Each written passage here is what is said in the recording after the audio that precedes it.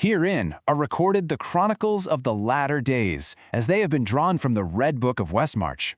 You see, these are not mere additions, but they are the deep soil from which the great tale of the War of the Ring grew, holding the memory of ages that have long since passed into shadow. Let our account begin where all the threads of this great tapestry converge, with the very artifacts of power that came to define an age.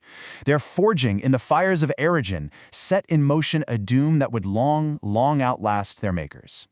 Now, to truly understand the third age of the world, we must first turn our gaze back to the second. We look to the great island kingdom of Numenor, the land of the star, which was raised from the sea itself as a gift to the fathers of men after the wars of the elder days.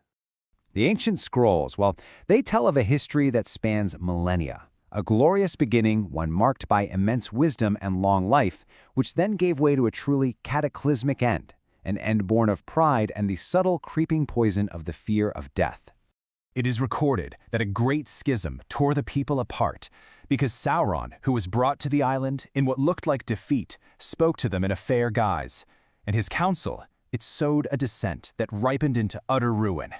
And so, as Numenor was cast into the sea in the great cataclysm called the Akalabath, the very shape of the world was changed. The Undying Lands were removed from the circles of the world, accessible now only to the elves by the straight road. The survivors of the downfall, the Dunedain, led by Elendil the Tall and his sons, they established new kingdoms in Middle-earth. And yet, theirs was an age of fading glory, a long twilight under the shadow of their re-arisen enemy. In the northern lands of Eriador, the realm of Arnor was established. And far to the south, flanking the mountains of Shadow, Gondor stood as a mighty bulwark. Its white city, Minas Anor, was a beacon against the ever-present darkness of Mordor. But the North Kingdom could not stand. It fell to sorcery and to war, broken at last by the Witch King of Angmar. And the line of the High King was driven into the wilderness, becoming a scattered and wandering people. For long and weary years, 16 chieftains of the Dunedain secretly maintained the line of Isildur. Their ancient heritage was all but forgotten by the world of men, and they became known only as the Rangers of the North. And yet, even in this long twilight, a flicker of hope was preserved in the wild. It was guarded by the elves in Imladris, which men now call Rivendell.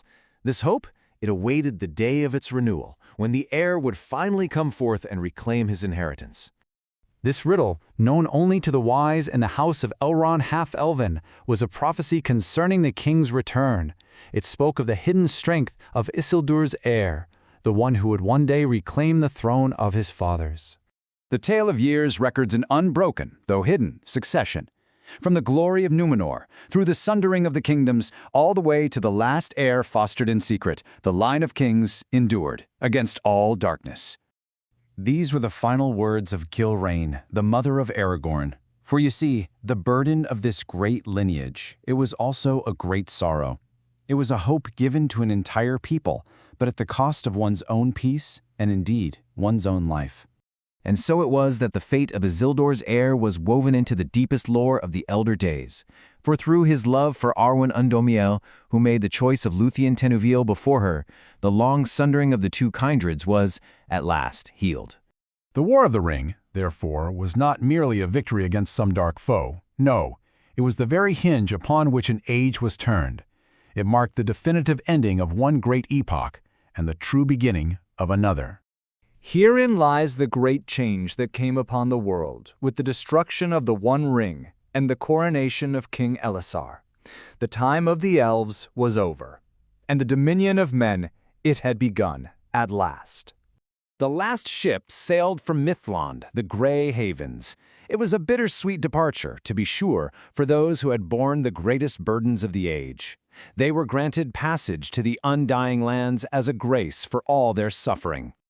These were the parting words of Mithrandir, spoken upon the shores of the Sea Naran. They were an acknowledgment of the sorrow that must always accompany the end of a great fellowship and the passing of an age into memory. Here then, with this final wisdom from the king, our chronicle concludes, and it leaves us not with an ending, but with a hope that lies beyond all endings, a reminder that the great tales, while they never truly cease, they are simply carried on,